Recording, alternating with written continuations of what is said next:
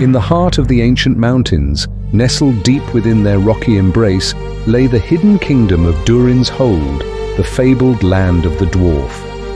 This kingdom was a marvel of engineering and craftsmanship, a testament to the ingenuity and perseverance of the dwarven people. Durin's Hold was ruled by King Balin Stoneheart, a wise and just leader whose silver beard flowed like a river of moonlight. His throne, carved from a single massive emerald, stood in the Great Hall of Hammers, where the echoes of ancient forges still resonated. The walls of the hall were adorned with tapestries depicting the great history of the dwarves, from their creation by the god Moradin to their battles with the goblins and trolls of the underworld. The dwarves of Durin's Hold were known far and wide for their mastery of metal and stone. Their weapons were unrivaled, their armor impenetrable, and their jewelry a glittering spectacle of beauty and precision. Every dwarf, from the youngest apprentice to the oldest master, took immense pride in their craft. They sang songs of iron and gold as they worked, their voices mingling with the rhythmic clanging of hammers and the hiss of molten metal. Despite their prowess in craftsmanship, the dwarves were not a warlike people. They preferred the quiet strength of their forges to the chaos of battle. However, they were fierce and formidable when roused, defending their kingdom with unmatched tenacity and skill. One day, a shadow fell over Durin's Hold. Word came from the sentinels stationed at the kingdom's borders that a great dragon, Vorngrim the Black, had awakened from its centuries-long slumber. This monstrous beast, with scales as dark as night and eyes that burned like embers, had laid claim to the mountains surrounding Durin's Hold. It demanded tribute in the form of gold and jewels, threatening to lay waste to the entire kingdom if its demands were not met. King Balin called for a council of his wisest advisors and bravest warriors. Among them was his son, Prince Thrain, a young but valiant dwarf with a heart of fire and a spirit of steel. Thrain, unlike many of his kin, had always yearned for adventure and had trained tirelessly in the arts of combat. He volunteered to lead a small band of the kingdom's finest warriors to confront the dragon. In the dimly lit council chamber, King Balin looked at his son with a mixture of pride and concern. "Thrain," he said, his voice heavy with the weight of responsibility, "do you truly understand the danger you face? Vorngrim is no ordinary foe. His fire can melt steel, and his claws can rend stone." Thrain met his father's gaze, his eyes burning with determination. "Father, I have trained my whole life for this moment. Our people are in peril, and I cannot stand by while a beast threatens our home. I will face Vorngrim and end this threat once and for all." A murmur of approval ran through the assembled council, but King Balin's face remained grave. "Very well, my son.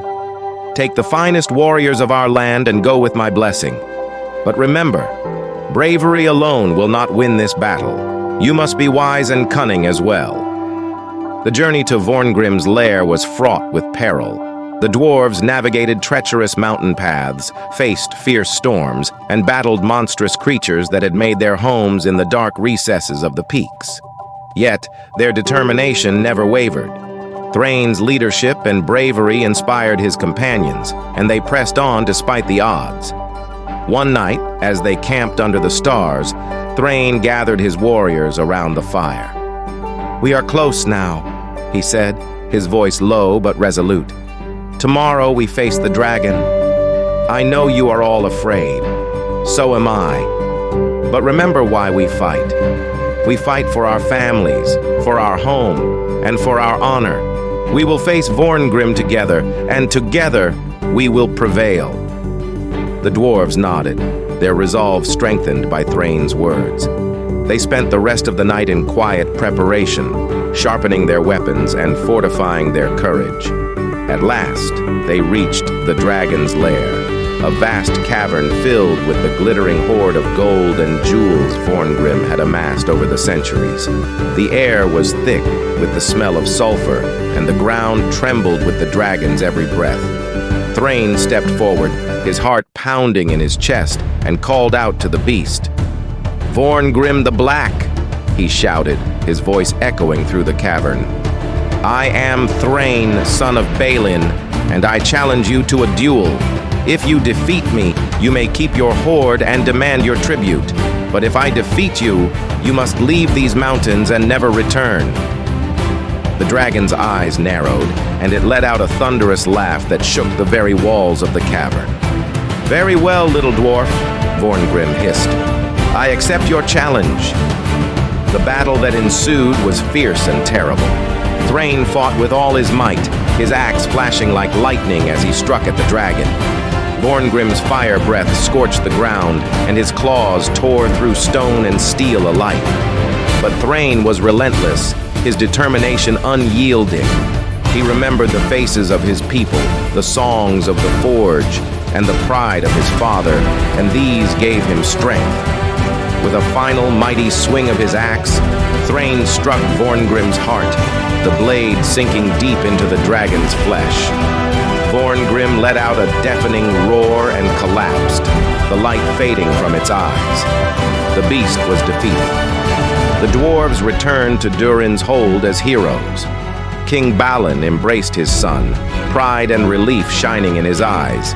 The kingdoms celebrated their victory with grand feasts and joyous songs, and Thrain's name was forever etched into the annals of their history. Under King Balin's rule and with Thrain's bravery, Durin's hold flourished like never before. The legend of the land of the dwarf and the tale of the brave prince who slew the dragon were passed down through generations, a testament to the indomitable spirit and enduring legacy of the dwarven people.